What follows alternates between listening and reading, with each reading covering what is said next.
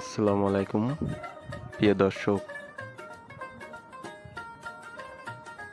এই ডিজিটাল যুগে দেশ কিংবা বিদেশ কিংবা শহর কিংবা গ্রাম কিংবা মোবাইলের স্ক্রিনে কিংবা যে এখান থেকে আমার এই ভিডিও দেখছেন সবার কাছে নাই গুড মর্নিং ও শুভ সকাল।